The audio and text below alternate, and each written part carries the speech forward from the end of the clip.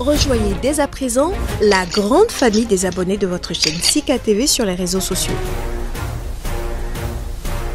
Sika TV, le vrai visage de l'actualité en Afrique, est en direct et en replay sur YouTube. Abonnez-vous et cliquez sur la cloche de notification pour ne rien rater. Nous sommes également présents sur Facebook et sur Twitter.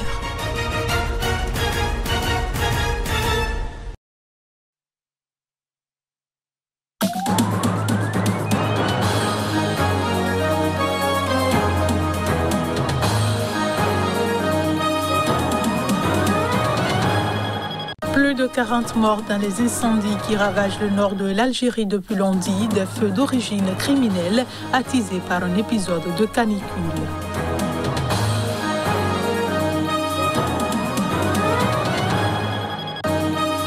Viol, esclavage sexuel et mutilation au Tigré, Amnesty International a publié ce mercredi un rapport accablant sur les violations des droits humains en Éthiopie depuis le conflit.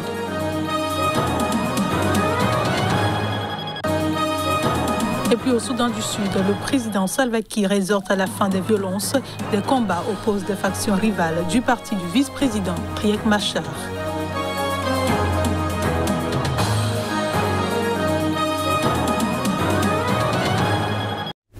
Bonsoir à tous et merci de votre fidélité à ce rendez-vous de l'information. Les Zambiens doivent décider jeudi 2 mai donc, lors d'un vote qui s'annonce serré s'ils veulent réélire le président Edgar Lungu. Ce dernier est décrié pour sa politique économique défaillante et son intransigeance à l'égard de l'opposition. Reportage. À quelques heures de la présidentielle, le Front patriotique, le parti au pouvoir en Zambie, a dit n'avoir aucun doute quant à la victoire du président Edgar Lungu. Il va remporter l'élection haut la main, a affirmé Antonio Mwanza, un porte-parole du Front patriotique. Compte tenu du leadership du président Edgar Lungu envers le peuple zambien, nous n'avons aucun doute que le président Lungu remportera les élections jeudi sans conteste. Il n'y aura pas de nouveau scrutin, rassurez-vous.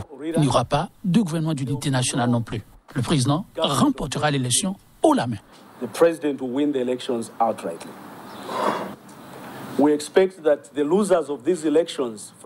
Nous attendons des perdants de ces élections, les opposants, je veux dire, qu'ils soient assez magnanimes, assez patriotes pour accepter leur défaite. Et que si quelqu'un a des problèmes avec le résultat des élections, qu'il ne se trompe surtout pas d'option. Notre nation dispose de suffisamment de voix dans le système juridique pour contester le résultat de toute élection devant les tribunaux.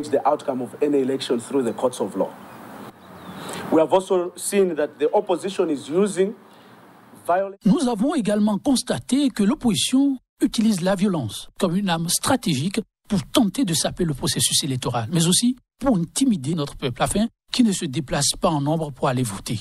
Nous voulons appeler tous les Zambiens, tous les électeurs inscrits dans ce pays, à ne surtout pas se laisser intimider. Le principal rival du président sortant, âgé de 64 ans, est son opposant historique, un richissime homme d'affaires autodidacte. Aikende Hichilema, âgé de 59 ans, s'est incliné de justesse à 2 reprises face à Lungu, réduisant même l'écart, la dernière fois en 2016.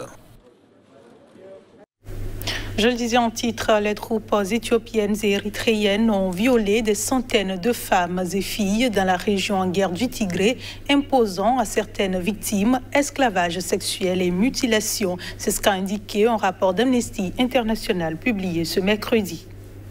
Le rapport de l'Organisation de défense des droits humains, établi à partir d'entretiens avec 63 victimes, documente des exactions pour lesquelles une enquête a été ouverte par les autorités éthiopiennes, avec à ce jour au moins 3 soldats condamnés pour viol et 25 autres poursuivis pour violences sexuelles et viol. Amnesty International rapporte que certaines rescapées ont été violées en réunion pendant qu'elles étaient retenues prisonnières pendant des semaines. D'autres ont été violées devant des membres de leur famille et certaines disent avoir eu des objets comme des clous et du gravier introduits dans leur intimité, causant des blessures durables et peut-être irréversibles. La gravité et l'ampleur des crimes sexuels commis sont particulièrement choquants. passibles de crimes de guerre et possibles de crimes contre l'humanité, selon la secrétaire générale d'Amnesty, Agnès Calamard.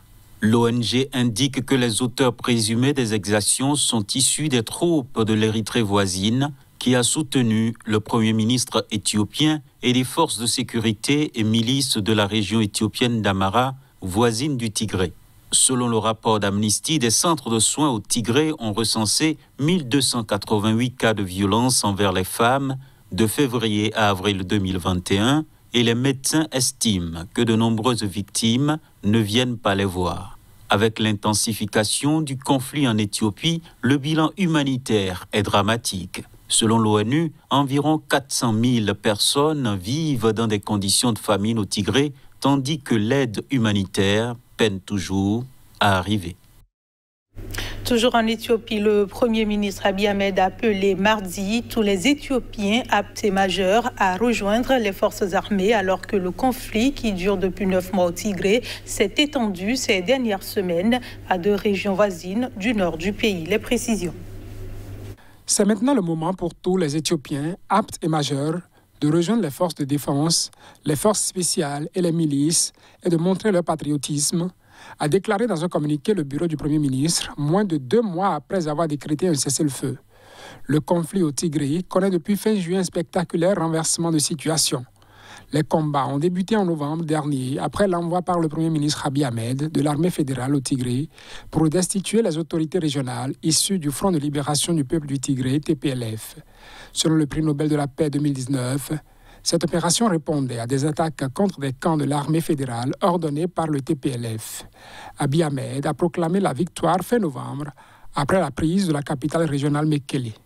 Mais le 28 juin, les forces rebelles pro-TPLF ont repris Mekele, puis une grande partie du Tigré les jours suivants.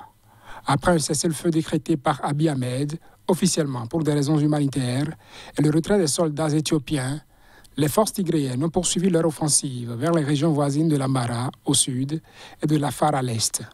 La semaine dernière, elles se sont notamment emparées de la ville Amara de Lalibela, qui abrite des églises classées au patrimoine mondial de l'UNESCO.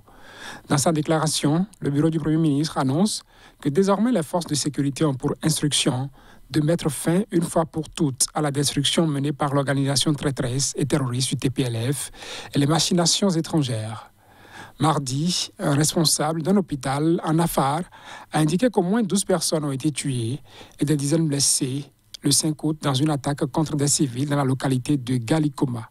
Selon le médecin, les survivants affirment avoir été visés par des combattants du Front de libération du peuple du Tigré, TPLF. Des responsables du gouvernement régional de l'Afar ont évoqué, eux, un bilan d'au moins 200 morts à Galikoma qui n'a pas pu être vérifié de manière indépendante. Au moins 42 personnes, dont 17 civils et 25 militaires, ont perdu la vie dans les incendies qui ravagent le nord de l'Algérie, notamment à Kabylie, ont indiqué mardi les autorités. Il s'agit de feux d'origine criminelle attisés par un épisode de canicule. Une cinquantaine d'incendies d'origine criminelle et attisés par un épisode de canicule ont débuté lundi soir dans le nord de l'Algérie, notamment en Kabylie, selon le ministre de l'Intérieur qui s'est rendu accompagné d'une délégation ministérielle à Tizi Ouzou, l'une des villes les plus peuplées de la région. La radio publique algérienne a annoncé l'arrestation de 3 pyromanes à Médéa, où un incendie s'est aussitôt déclaré. Un 4e a été arrêté à Annaba.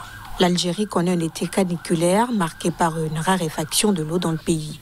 Les services météorologiques prévoient des températures allant jusqu'à 47 degrés. Les incendies ont tué 17 civils à Tizi Ouzou et Sétif, selon un nouveau bilan annoncé par le Premier ministre dans la soirée. Le ministère de la Défense nationale a précisé que 14 autres militaires souffraient de brûlures à différents degrés. Leur intervention a permis de sauver des flammes 110 citoyens, hommes, femmes et enfants, selon un communiqué. Le président algérien Abdelmadjid Tebboune a présenté ses condoléances sur Twitter pour les 25 soldats tués en tentant de secourir des personnes.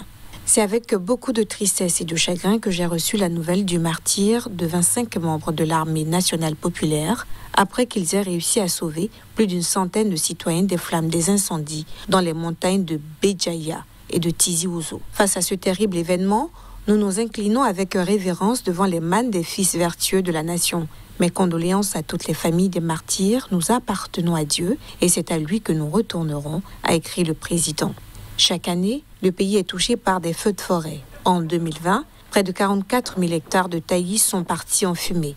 Les incendies qui se multiplient à travers le globe sont associés à divers phénomènes anticipés par les scientifiques en raison du réchauffement de la planète.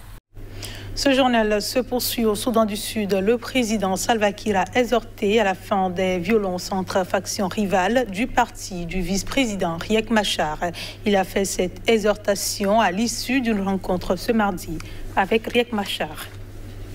À l'issue d'une rencontre ce mardi avec Riek Machar et d'autres membres de son cabinet, le bureau du président Salva Kiir a appelé dans un communiqué à la cessation immédiate des hostilités entre factions internes rivales du parti du vice-président sud-soudanais. Il a lancé cet appel après les combats meurtriers le week-end dernier entre les deux camps. En effet, des affrontements meurtriers ont éclaté samedi dans le Haut-Nil entre factions rivales du SPLA-IO, la branche armée du parti SPLM-IO de Riek Machar, quelques jours après l'annonce contestée de son éviction en tant que président des deux entités. Les alliés de Riek Machar dans le parti avaient alors dénoncé un putsch raté. Les deux camps se sont rejetés la responsabilité de ces combats qui ont fait au moins 32 morts. Le président sud-soudanais Salva Kiir a aussi exhorté le gouvernement à faire avancer la formation d'un commandement unifié des forces armées, une composante clé de l'accord de paix qui, selon Riek Machar, est contestée par ses ennemis. Ce lundi, l'autorité intergouvernementale pour le développement IGAD, qui regroupe 7 pays de l'Est africain, a appelé le mouvement de Riek Machar à ouvrir les voies du dialogue pour régler les différends de manière pacifique afin de sauvegarder la mise en œuvre de l'accord revitalisé qui a mis fin en 2018 à la guerre civile. Et c'est ici que se referme cette édition. Merci de votre attention. Restez avec nous. L'info revient dans un instant sur Sika TV.